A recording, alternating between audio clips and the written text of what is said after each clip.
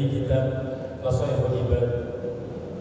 Pagi hari ini saya akan membaca kelanjutan dari muqaddimah yang kemarin kita sudah mulai, bulan kemarin maksudnya. Bismillahirrahmanirrahim.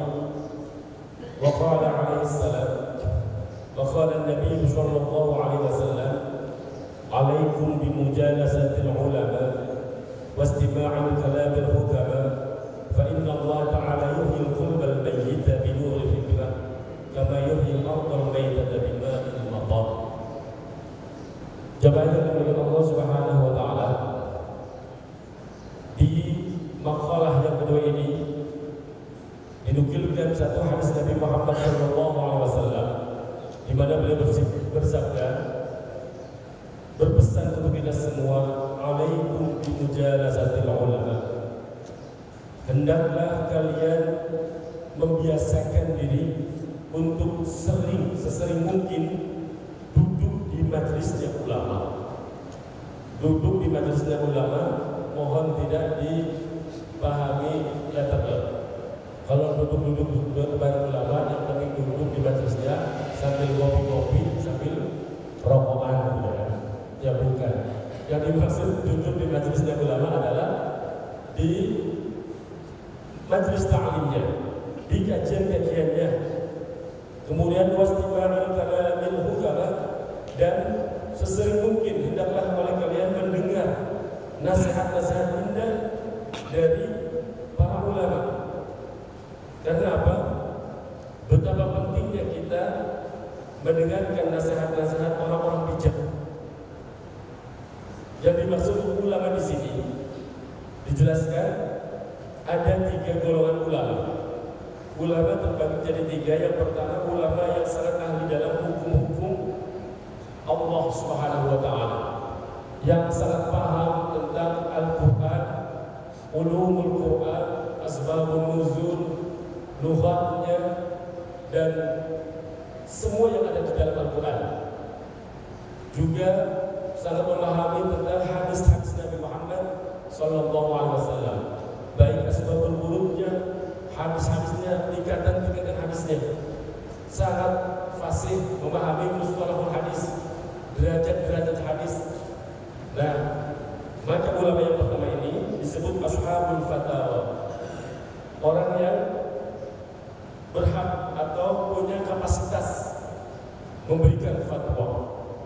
Dan memang seharusnya seperti itu. Ulama yang berhak dan punya otoritas memberikan fatwa adalah ulama yang benar-benar ulama, yang benar-benar alim.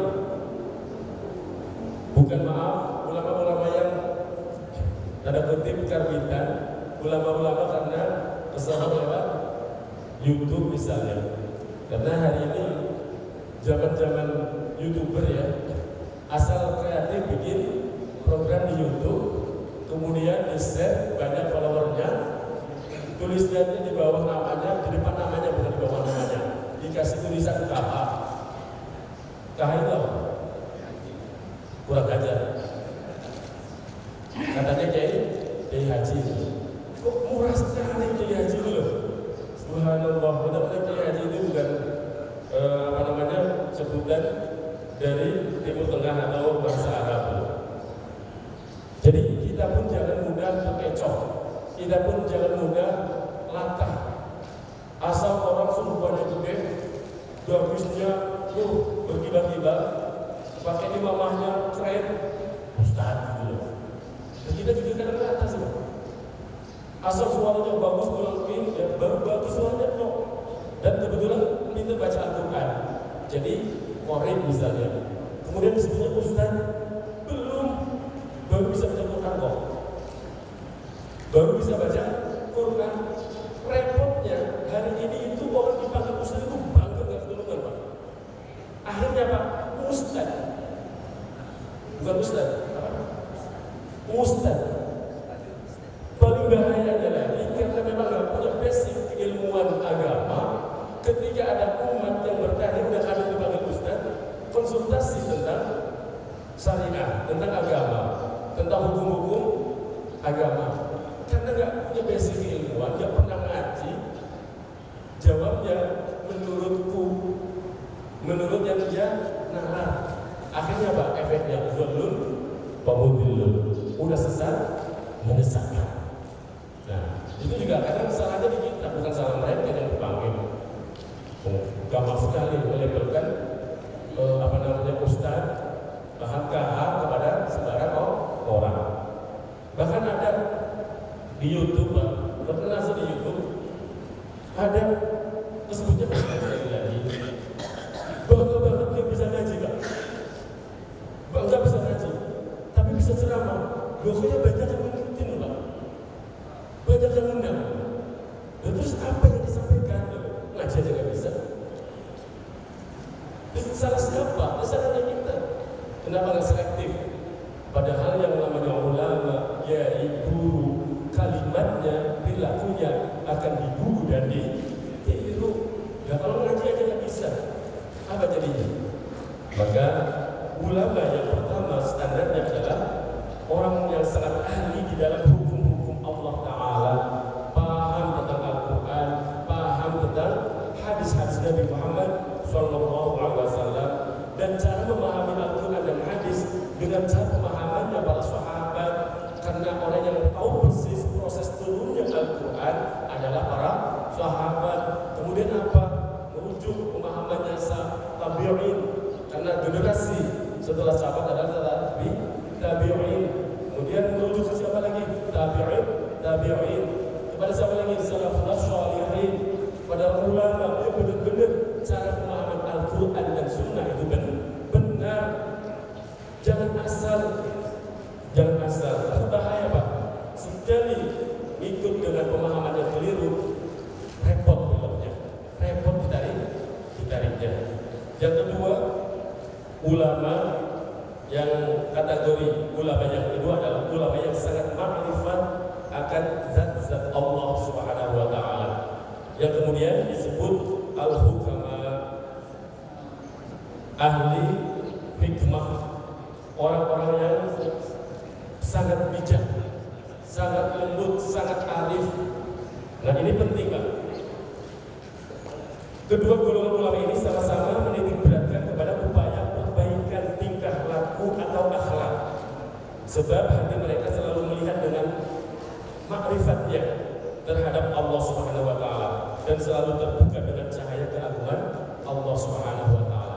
Dan ulama-ulama yang kategori 1 dan 2 ini itu nggak asal ngomong kalau menyampaikan sesuatu, dan kalau beliau itu memberikan saran itu nggak asal menurut nafsunya, tapi tidak sedikit yang beliau sampaikan benar-benar dari isyarat yang Allah berikan lewat ketajaman basirahnya, ketajaman mata batinnya. Maka ada buah hadis Rasulullah yang berbunyi, ittaqu firasatal mu'minin fa innahu yanzuru bi nurillah. Tahu artinya apa? Ittaqu firasatal mu'minin. Waspadalah oleh kalian firasatnya orang-orang yang beriman. Maksudnya apa? Para ulama yang makrifat, yang dekat dengan Allah. Kenapa? Fa innahu yanzuru bi nurillah. Karena mereka melihat dengan cahaya Allah, bukan ramal, Pak. Beda dengan Pak normal gitu ya. Beda. Para ulama itu yang makrifat, yang dekat dengan Allah itu melihatnya dengan tuntunan Allah. Fa innahu yanzuru bi nurillah itu. Contoh. Paling enak kasih contoh. Jamaah yang dimuliakan Allah Subhanahu wa Ta'ala. Saya pernah berkisah ini atau belum ya? Kalau tahu berkisah ya, mudah-mudahan menjadi tanbih, pengingat lagi yang bermanfaat. Jamaah yang dimuliakan Allah Subhanahu wa Ta'ala. Contoh ulama yang melihat segala sesuatu dengan cahaya Allah. Imam Ghazali itu punya adik sama alimnya, namanya Imam Ahmad. Tapi Imam Ahmad ini adiknya, walaupun Imam Ghazali sudah terkenal sebagai rujukan, sebagai orang yang alim, sebagai tokoh, gak pernah mau ikut sholat berjamaah apa. Ikut kakaknya gak pernah. Akhirnya dikasih saran sama ibundanya, Ahmad, mbok yo sekali-kali ikut sholat sama kakakmu. Mas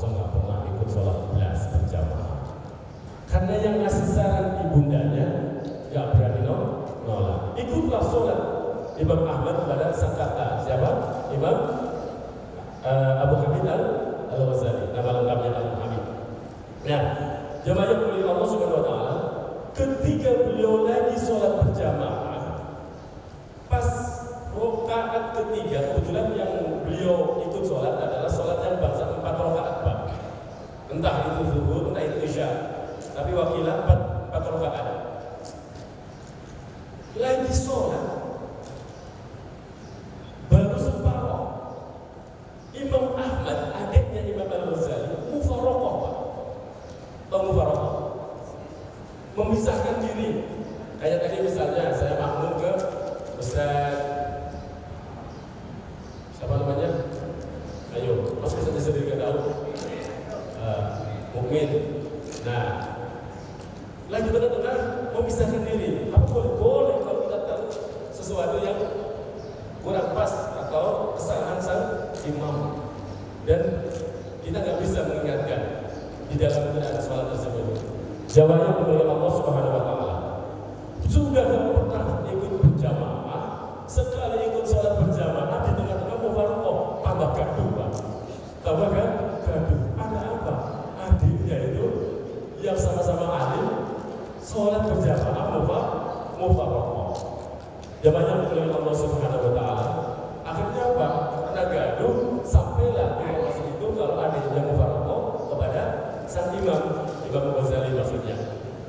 Ditanya, wahai Ahmad, kenapa engkau mufarokoh ketika berjamaah sholat dengan kakakmu?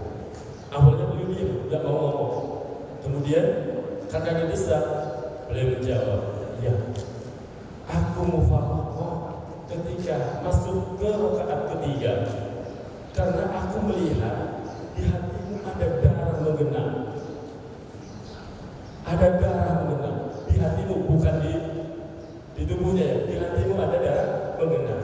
Kaget. Imam Al-Ghazali kaget. Apa yang kau pikirkan ketika rakaat ketiga? Rupanya Imam Ghazali ketika lagi sholat pas rakaat ketiga, lintasan pikirannya ingat tentang bab istighatsah. Lintasan pikirannya ingat bab istighatsah. Tahu bab istighatsah? Kan kalau perempuan mah ada haid, ada istighatsah, ada nifas, ada wiladah. Perempuan itu mengeluarkan darah ya, bapak-bapak. Bapak-bapak jangan sok tahu, tak juga katanya, ya. Ini saya kasih tahu. Istighatsah, ingat bab istighatsah. Loh, darah kan sesuatu yang wajib, tapi masih di hatinya bisa tetap ketahuan. Maka sang adik mufarokoh, ada darahnya, mufarokoh. Kalau orang awam nggak nyambung, orang awam ini cerita wali, ini cerita orang-orang yang punya ma'rifat kepada Allah Subhanahu wa taala. Jangan disamakan dengan kita, Pak. Nah, akhirnya apa? Imam Ghazali sadar, betul, aku ingat bab istighatsah pas lagi rakaat ketiga. Wahai Ahmad, kau begitu hebat, kepekaan batinmu, basyurahmu begitu kuat. Man 'allamaka bidzalik, wahai Ahmad? Siapa yang mengajarkan ilmu itu kepadamu? Qala, dijawab oleh Imam Ahmad, 'allimni murabbi an-nasyaj. Yang mengajarkan ini kepada aku adalah sang alim murabbi an-nasyaj, namanya Syekh An-Nasyaj. Tempatnya di mana? Jauh. Saya mau ke sana. Gak sanggup belajar mau ke sana. Berat. Tunjukkan saja tempatnya. Saya mau berangkat ke sana. Kapan? Sekarang. Subhanallah. Dikasih tahu alamatnya di suatu tempat tanpa ganti pakaian, masih pakaian kebesarannya seorang ulama.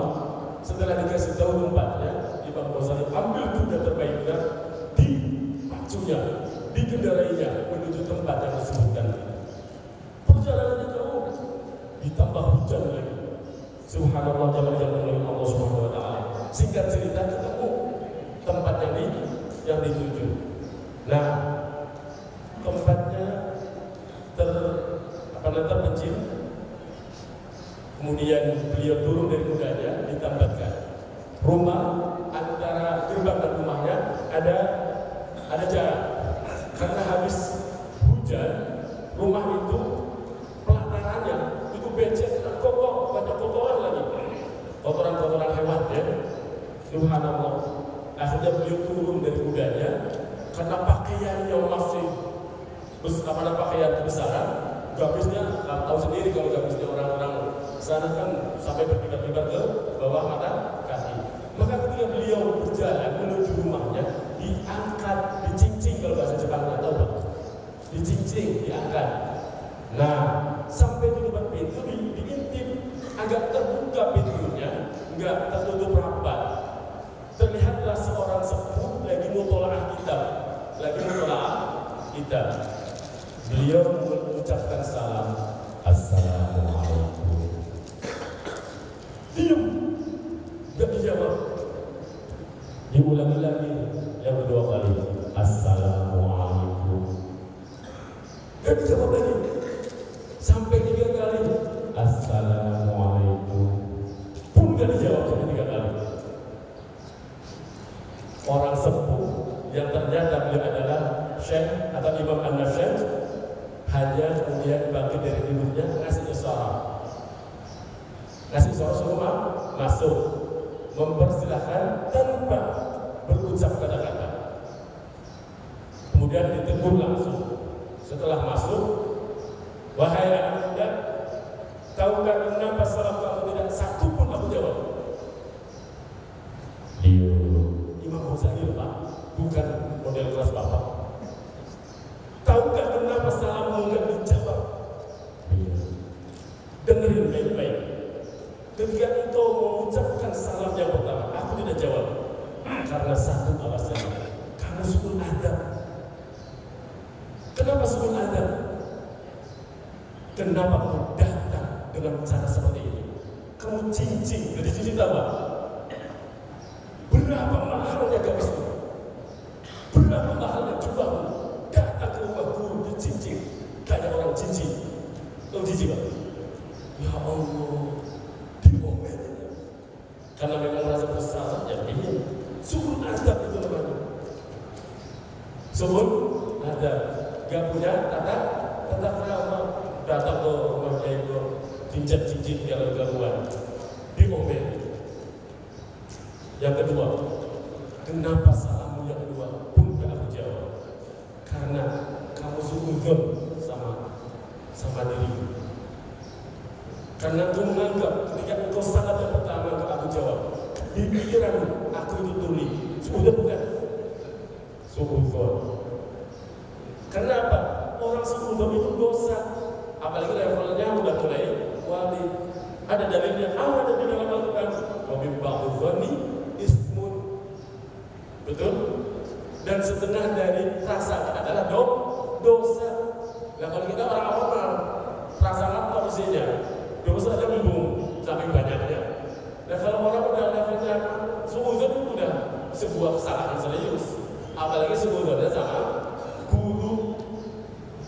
Wa min ba'dhi ismun, wa min ba'dhi dzanni ismun. Kamu suudzon sama guru. Terus yang ketiga, kenapa salammu yang ketiga pun tidak aku jawab? Karena kamu mengumpulkan dua perkara antara yang hak dan yang batil dalam satu kondisi. Yajma'ul haqqa bil batil, mengumpulkan yang hak dan batil. Kan Al-Quran itu jelas, wala talbisul haqqa bil batil, dan janganlah kau campur adukan yang hak dengan yang batil. Maksudnya campur hak dan batil itu gimana? Lisanmu mengucapkan salam itu baik, tapi hatimu suudzon, buruk sangka, itu keburukan. Berarti mengumpulkan kebaikan dan keburukan dalam satu tempat. Jamaah yang dimuliakan Allah Subhanahu wa taala, setelah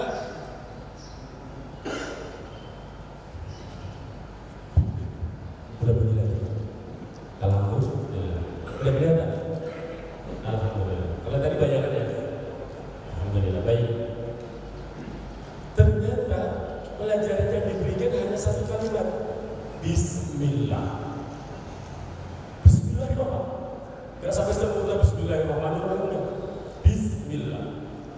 Ternyata dengan satu kalimat ini membuka futuhnya seorang Imam Al-Ghazali yang dulunya lebih mengedepankan filsafat, yang dulunya hanya mengedepankan logika, langsung berubah total untuk kemudian bisa mampu memahami apa yang disebut dengan tasawuf, apa yang disebut dengan ma'rifat. Dan jangan salah Pak, Ahli Sunnah wal Jamaah meyakini adanya karamah para aulia Allah. Karena hari ini pun ada golongan yang tidak percaya adanya karamah, adanya wali-walinya Allah. Terhadap mereka dia biarin saja orang nggak percaya, nggak usah diladenin, nggak usah kita kemudian terpengaruh. Tapi kami meyakini tuntunan kami Ahli Sunnah wal Jamaah ada yang namanya karamah. Nah, jamaah mulia Allah Subhanahu wa taala. Ini contoh dari yang tadi saya ceritakan, cara kepekaannya walinya Allah dalam memahami sesuatu yang tidak dipahami oleh orang pada umumnya. Basirah, kepekaan batinnya itu tinggi karena batinnya dibimbing dengan cahayanya Allah.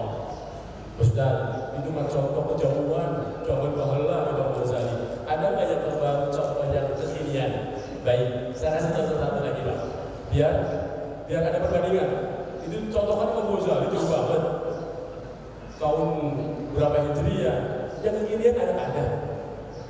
Dengarkan baik-baik. Salah satu guru kami ada di Jawa.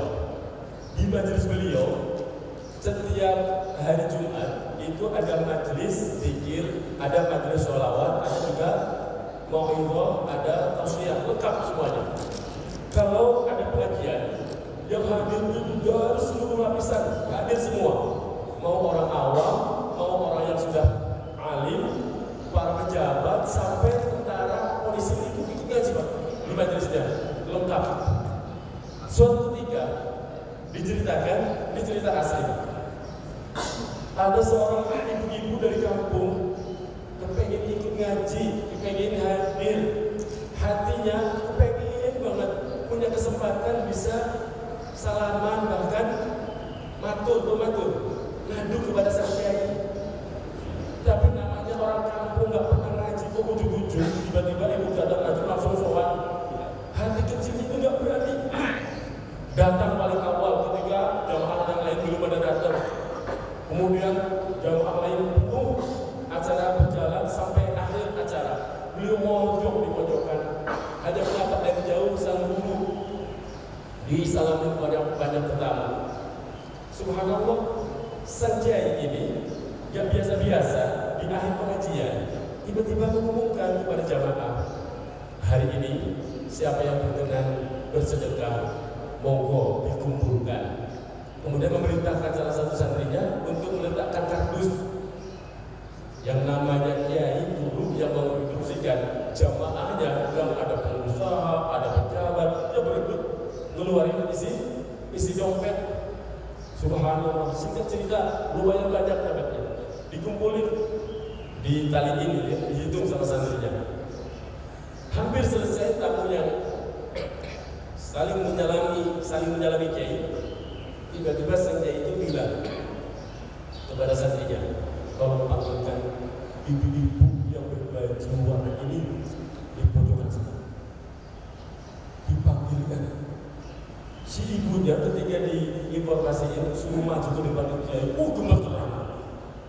Saya dipanggil dia, saya salah apa? Tidak salah apa-apa. Ibu dipanggil, suruh ke depan. Gemeteran, takut. Namanya orang kampung. Pas di depan kiai tiba-tiba bilang begini, wahai ibu, ini bujang tadi dikumpulin, tiba-tiba diberikan kepada sang ibu tadi. Mudah-mudahan cukup ya buat berobat atau operasi suami. Belum matur Pak, belum cerita, masih mojok, masih beranak-anak, ya Allah, saya pengen cerita kalau saya punya masalah.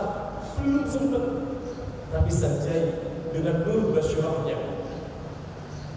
Sudah dikasih tahu sama Allah. Tuh ada jamaahmu yang lagi butuh pertolongan. Subhanallah. Kalau punya guru seperti ini enak nggak? Enak. Gak usah matur, udah tahu cara bimbingnya. Model-model kita nih gak bisa disamakan. Istighfar harus tidak malam.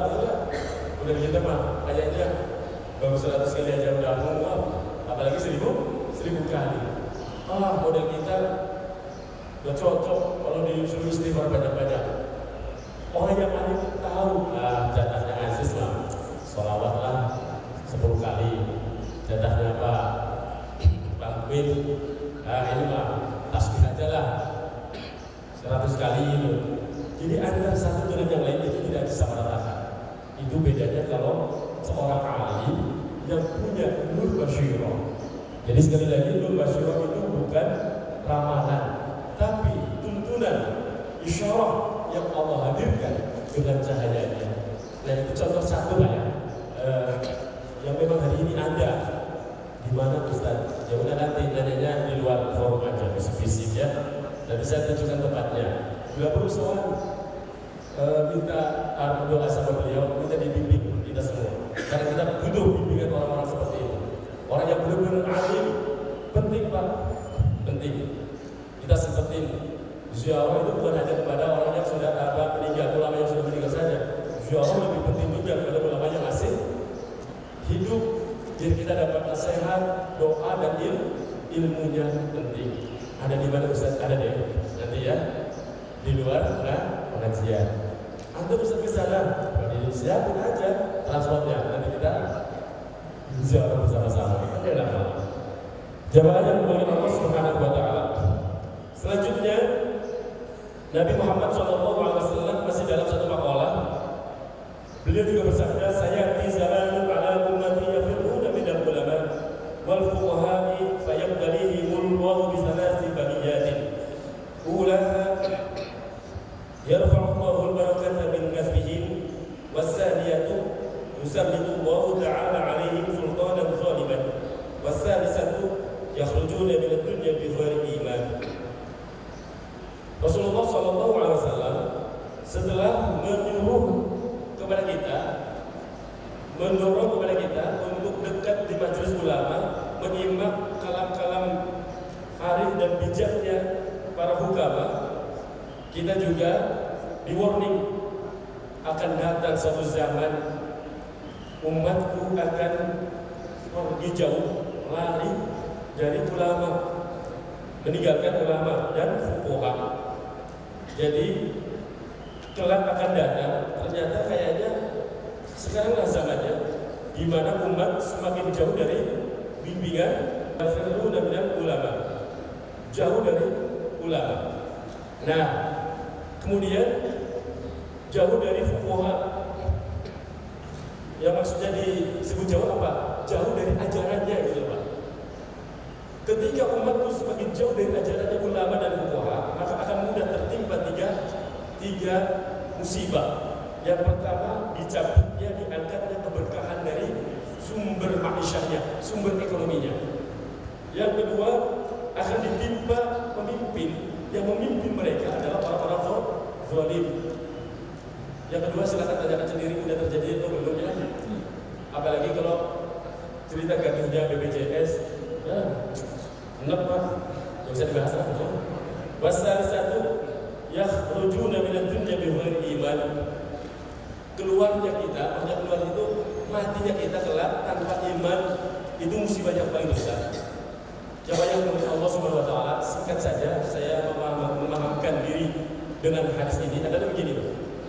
Kita ini produk orang tua kita dulu. Kita pun sekarang lagi belajar jadi orang tua. Orang tua kita dulu mengajarkan, Pak, segala sesuatu ketika kita menjalani hidup, karena kita orang awam, selalu berkonsultasi, datangnya ke siapa? Kiai, ke ulama, ke ustaz. Contoh jangan jauh-jauh, mau bikin rumah, konsultan sama siapa? Konsulnya Kiai. Mau nikahan, mau mantu, mau hajat, nanyanya sama siapa? Kiai. Anak setelah dibantu hamil, minta doa dan anaknya siapa? Ke kiai. Kemudian mau lahiran, cari nama buat anaknya atau cucunya. Yang ditanya, minta nama ke siapa? Ke kiai. Syukuran, potong rambut atau akikah, yang didatangi siapa? Kiai. Subhanallah, selalu jadi terbimbing. Itu orang tua kita dulu loh. Dan produk orang tua kita dulu adalah kita yang sekarang jadi orang tua. Tapi jeleknya hari ini kita coba, kalau punya sesuatu tidak mudah untuk konsultasi kepada ustaz kiai. Bikin rumah, nggak usah tanya sama kiai, tanya sama Maksudnya gitu ya. Untung-untungan ada kanan, cari rumah yang ke barat atau ke wetan atau ke kulon. Itu bukan kiai. Kemudian ketiga, kebeli rumah. Syukuran bukan memanggil kiai, apalagi anak-anak yatim untuk berdoa di dalam rumah. Dipanggilnya teman-teman kongkonya. Maklum, dia itu sering kongres. Tahu kongres Pak? Kongko nggak pernah beres. Kongres itu kan orang sekarang bahasa begitu tuh anak-anak muda. Ngopi malam dari mana deh? Dari mana Mas? Kongres. Apa itu kongres? Kongko nggak beres-beres gitu ya. Anak muda sekarang itu bahasanya. Nah, syukuran pun makan-makan berpoya-poya bukan begitu belum ada kiai. Apalagi anak-anak yatim jauh. Ketika punya anak, pengen beri nama anak. Coba orang tua dulu nama bapak-bapak kan keren. Ada Abdullah, ada Abdurrahman, pokoknya ya saya Islamin. Karena kita sekarang nggak nanya ke kiai, nanyanya dan yang diidolakan bukan lagi kiai, tapi artis yang disematkan untuk anak kita. Anak nama kita menjadi nama artis siapa? Artis, gitu kan contohnya. Siapa lagi? Ya sudah lain-lain. Ya Allah. Jadi ini aja contoh betapa kita semakin jauh dari ulama. Dari ulama. Maka wajar kalau yarfa'ullahu al-barakata min kasbihi, Allah bakal angkat keberkahan dari usahanya, dari ekonominya, dari ma'isyahnya. Dan ini berat. Karena apa? Yang namanya barokah itu nggak bisa dilogikakan. Halo? Saya ingin mengingatkan kepada diri saya sendiri dan jamaah semuanya. Hati-hati dengan jangan gampangin kalimat berkah. Berkah itu semuanya sumber kebaikan ada di dalam nilai berkah. Karena berkah adalah suhudul khair, tetapnya kebaikan. Ziyadatul khair, semakin tambahnya kebaikan itu berkah. Jadi gini, berkah ini kalau paling mudah, semakin tambahnya seseorang punya rezeki materi, semakin tambah syukur, semakin tambah dermawan, semakin senang berbagi. Itu ciri rezeki yang didapat adalah berkah. Alhamdulillah. Kalau sebaliknya, semakin sukses, semakin kaya, semakin banyak tabungannya, kok semakin mencitin, semakin pelit. Alhamdulillah. Gak usah dinilai lah. Itu jelas jauh dari kata berkah. Tambahnya umur, contoh. Umur kita berkah atau tidak gampang, gak usah nanya ke orang lain. Bercerminlah pada diri sendiri. Semakin bagus nggak akhlak kita? Semakin bagus nggak ibadah kita? Semakin rajin nggak kita ke majelis taklim? Semakin bagus nggak kita bangun malamnya? Kalau kita semakin bagus tambahnya umur hal-hal ini tadi, maka berarti umur kita berkah. Gitu loh Pak. Dan kalau semakin tua, semakin belasan, naudzubillah. Hati-hati Pak. Begitu pula keluarga yang berkah. Ini penting, keluarga yang berkah. Suami yang berkah, istri yang berkah, anak-anak yang berkah. Dinafkahi dari rezeki yang halal gak banyak, tapi suami anteng, anak-anak nurut, suruh ngaji, manut, suruh ke masjid, semangat, gitu ya. Gak kebanyakan neko-neko. Itu tandanya keluarga kita diberkahi oleh Allah. Dan berkah itu nggak bisa diukur dengan banyak dan sedikit. Karena banyak belum tentu berkah, sedikit pun belum tentu berkah. Berkah itu adanya di dalam batin. Rasakan indahnya itu di hati. Tapi bisa dilihat dari tandanya seperti itu, Pak. Jabatan dari Allah Subhanahu Wa Taala. Mudah-mudahan kita semua dijaga oleh Allah untuk senantiasa merasa butuh dan dekat kepada para ulama.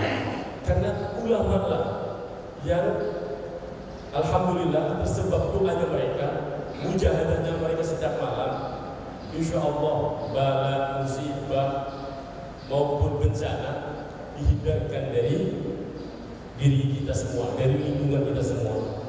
Jadi jangan sekali-kali kita jauh dari ulama. Dan tandanya Bapak Ibu masih mau dengar, masih dekat dengan ulama, masih mau duduk di majelis ilmu. Amin ya rabbal alamin. Wal muqalatu tsalisah, satu lagi.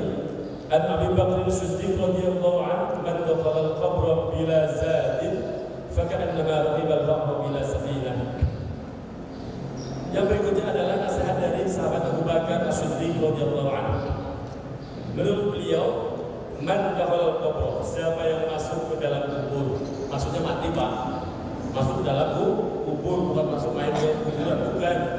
Man dakhala al-qabr, siapa yang masuk ke dalam kubur, maksudnya mati, bila zadin, tanpa bekal, fa ka'annama raqibal bahra bila safinah, maka seumpama orang menyeberangi laut tanpa perahu.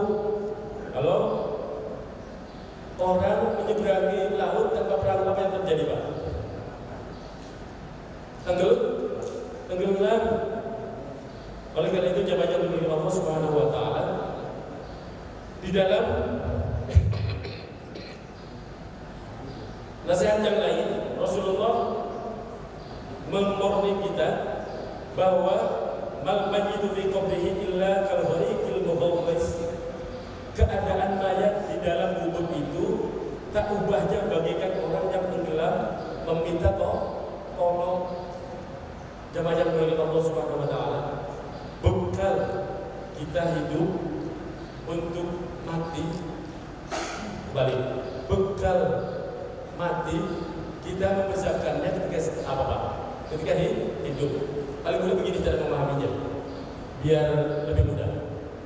Bapak Ibu sering diceritain tentang nikmatnya surga. Halo? Bapak Ibu sering diceritain tentang nikmatnya surga? Sering ya. Surga dalam segala kenikmatannya itu diproyeksikan oleh Allah untuk siapa?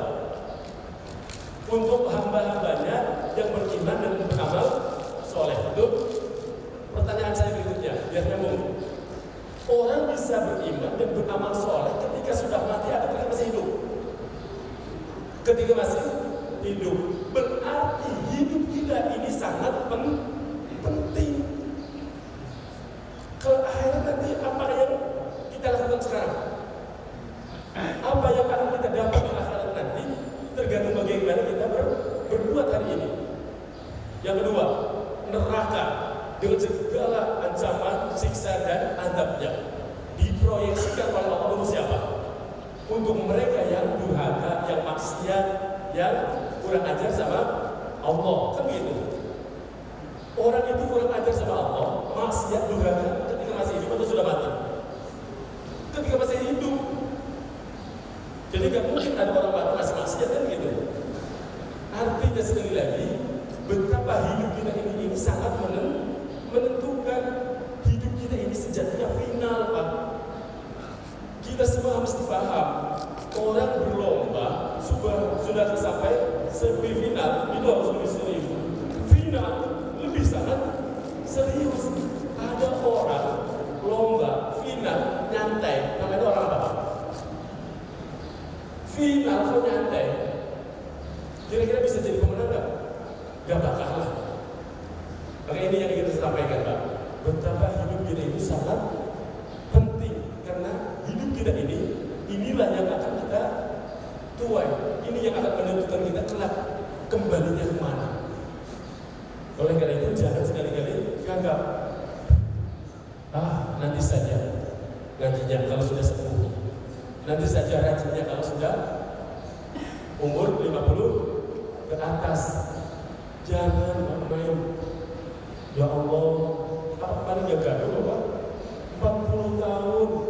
sehat-sehatnya, nggak pakai sakit. Subhanallah, tiba-tiba mati. Berarti saya heran kalau ada orang wajib olahraga tapi sampai ninggalin sholat atau ibadah. Saya kasih tahu yang namanya olahraga baik, menyehatkan, tapi nggak bakalan mencegah mati.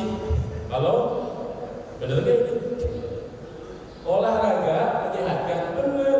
Olahraga itu baik, tapi tidak akan pernah mencegah mati. Buktinya, yang rajin olahraga makanya enak liburannya kemana-mana, nggak pakai sakit, mati. Tapi saya heran, di benak sama aku itu dia lidahnya BCL ya. BCL kalau kemarin berarti kalau lidahnya perempuan itu kan 4 bulan ya. 4 bulan itu 120 hari. Berarti kalau sekarang bulan Maret, April, Mei, Juni hatam tuh. Siapa yang mau ngantri? Jangan bilang saya jangan ya sembarangan. Ustaznya mau dianya kabur. Subhanallah. Sekali lagi jamaah yang mulia Allah Subhanahu wa taala, jangan ditunda-tunda untuk beramal soleh. Jangan dinanti-nanti karena mati tidak pernah permisi. Jangan dinanti-nanti karena mati tidak pernah kompromi. Mau sakit, mau sehat, mau muda, mau tua, fa idza jaa ajaluhum la yastakhiruna sa'atan wa la yastaqdimun. Apabila saatnya tiba sudah selesai. Makanya Ibrahim bin Adham pernah ada ditanya kepada beliau, orang yang sangat biasa maksiat. Wahai Ibrahim bin Adham, berikan saya obat yang tokcer biar saya berhenti maksiat. Ibrahim bin Adham ngasih nasihatnya begini, kamu gak bakalan bisa berhenti kecuali kamu mendengarkan nasihat ini. Apa itu? Kamu boleh berbuat maksiat apa saja, tapi satu ya, jangan makan rezekinya Allah. Kaget dia. Gak mungkin kita hidup di dunia ini gak makan rezekinya Allah. Itu tahu. Kalau makan rezekinya Allah, masih makan rezekinya Allah, kok masih di hadapan Allah? Pantes. Kan gak pantes. Terus apalagi syaratnya, wahai Ibrahim bin Adham, kalau kamu maksiat, silakan maksiat, tapi jangan tinggal di buminya Allah. Oh, nggak mungkin lagi. Nggak mungkin. Mau tinggal di mana? Mau bumi ini milik Allah. Itu tahu bumi ini milik Allah. Jadi kalau masih berbuat maksiat tinggal di buminya Allah, kira-kira apa? Kurang ajarnya, kurang ajar kan gitu. Terus apa syaratnya lagi, wahai Ibrahim bin Adham? Silakan berbuat maksiat. Nanti kalau kamu didatangi malaikat, apa namanya? Penyebutnya siapa? Israil, kamu minta tempo ya. Kalau kamu didatangi Israil nanti, kamu minta tempo, jangan dulu, kan masih maksiat. Waduh, gak bakalan. Kan kalau udah ajarnya datang mah, gak ada tawar menawar. Tuh tahu gak ada tawar menawar. Terus apa alasannya masih mau maksiat?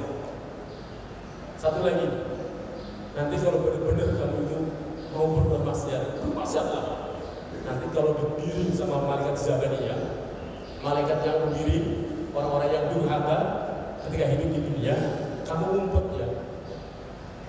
Gak mungkin. Masa bisa ngumpet dari malaikat Zabaniyah? Gak bakalan. Itu semuanya tidak ada yang bisa kamu hindari. Maka jangan sekali-kali kita berbuat maksiat. Kalau mau maksiat inginnya itu tadi Pak.